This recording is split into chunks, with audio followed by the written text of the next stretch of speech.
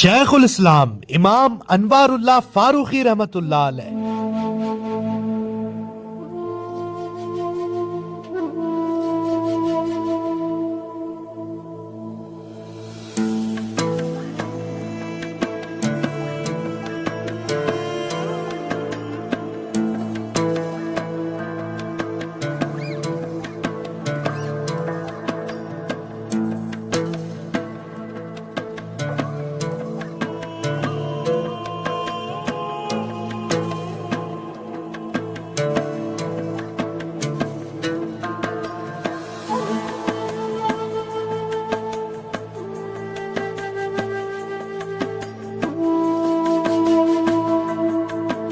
وہ ہستی جو 7 سال کی عمر میں قرآن حفظ کر چکی تھی، وہ ہستی جسے مدینہ منورہ میں رسول اللہ صلی اللہ علیہ وسلم نے 3 مرتبہ خواب میں حیدرآباد جانے اور وہاں علم دین سکھانے کا حکم دیا، شیخ الاسلام حضرت مولانا حافظ امام محمد انوار اللہ فاروقی فضیلت جنگ رحمت اللہ علیہ، فاؤنڈر آف جامعہ نظامیہ۔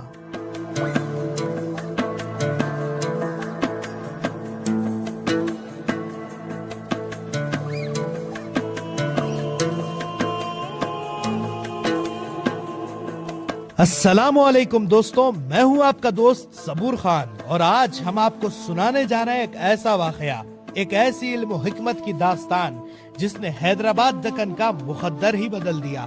حضور بانی جامعہ رحمت اللہ علیہ، جن کی پیدائش سے پہلے ان کی والدہ نے ایک عجیب نورانی خواب دیکھا جس میں ان کو رسول اللہ صلی اللہ علیہ وسلم کا دیدار نصیب ہوا، اور آقا کریم صلی اللہ علیہ وسلم قرآن پڑھ رہے تھے۔ یہ خواب ایک اشارہ تھا کہ اس گھر میں آنے والا بچہ قرآن کا حافظ، علم کا سردار اور دین کا مجدد ہوگا۔ اور پھر ربیع الثانی کی مبارک رات ناندیڑ کی سرزمین پر حضرت امام انوار اللہ فاروقی رحمت اللہ علیہ کی ولادت ہوئی۔ نسب والد کی طرف سے حضرت عمر بن خطاب رضی اللہ تعالیٰ عنہ، اور والدہ کی طرف سے سید احمد کبیر رفاعی رحمت اللہ علیہ تک پہنچتا ہے۔ آپ نے صرف 4 سال کی عمر میں حفظ شروع کیا، 7 سال کی عمر میں حفظ قرآن مکمل کیا۔ حضرت کسی ایک فن میں نہیں، ہر فن میں ماہر تھے۔ قرآن، حدیث، فقہ، تصوف، ہر چیز میں ان کی پکڑ اتنی مضبوط تھی کہ انہیں جامع الکمالات کہا جاتا ہے۔ 1891 میں حضرت کو سرکاری نوکری ملتی ہے، لیکن ایک دن سود انٹرسٹ کے پیپرز پر سگنیچر کی بات سامنے آئی تو حضرت نے قلم روک دیا۔ دل نے کہا دین کے خلاف ایک کام نہیں، اور انہوں نے اس وقت نوکری چھوڑ دی۔ اور اسی اخلاص اور دین کی مضبوطی کی وجہ سے اللہ نے ان کے مقام کو اور بلند کر دیا۔ انہیں 6th نظام محبوب علی خان کا استاد مقرر کیا گیا، اور یہاں سے دکن کی سیاست، تعلیم اور ادب کا معاشرہ بدلنے لگا۔ حضرت کو نظام کی جانب سے خان بہادر کا لقب بھی عطا ہوا۔ یہ ان کی علمی عظمت اور روحانی مقام کا سرکاری اقرار تھا، اور یہ سلسلہ رکتا نہیں ہے۔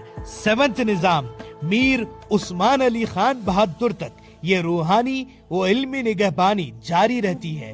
تاریخ گواہ ہے کہ میر عثمان علی خان کی شخصیت پر حضرت کی صحبت کا گہرا اثر تھا۔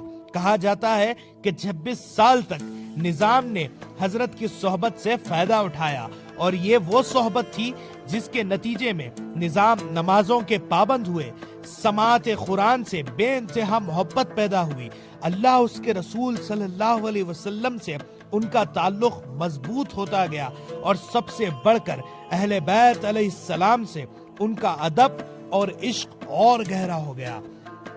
غرباء و مساکین کی مدد بلا لحاظ مذہب و فرقہ کرنے لگے، یہ بھی حضرت کی تربیت کا فیض تھا۔ دکن کی سیاست اور اس کا مذہبی مزاج ان 26 سالوں میں پوری طرح حضرت کی صحبت سے روشن ہوا۔ یہ وہی روشنی کا پرچم تھا کہ جس کے ذریعے بعد میں جامعہ نظامیہ ایک علم کا مقبول مرکز بنا۔ حضرت نے 3 مرتبہ حرمین شریفین کا سفر کیا۔ پہلی مرتبہ مکہ معظمہ پہنچتے ہی شیخ حاجی امداد اللہ مہاجر مکی نے बिना किसी तलब के खिलाफत अता फरमाई। तीसरे सफर में मदीना मुनव्वरा की रूहानी फिजा, जहां हजरत ने अपनी मशहूर तसनीफ अनवार अहमदी लिखी। ये वो वक्त था जब रसूलुल्लाह सल्लल्लाहु अलैहि वसल्लम ने 3 मर्तबा ख्वाब में उन्हें हैदराबाद जाने और दीन फैलाने का हुक्म दिया। फिर हैदराबाद की सरजमीन पर इल्म का वो चिराग जला जो आज तक रोशन है, जामिया निजामिया। यह सिर्फ एक इदारा नहीं, कौम और मिल्लत का मरकज है। यहीं से कुतुब खाना आसिफिया, दायरातुल मारिफ जैसे आला इदारे पैदा हुए। हजरत ने दक्कन को इल्म का मरकज बना दिया। 29 जमादियुल अव्वल 1336 हिजरी दक्कन का रोशन सितारा डूब गया, लेकिन उनका इल्म आज भी दुनिया भर को रोशन कर रहा है। यहाँ इल्म न रुकता है, न रुकने दिया जाता है।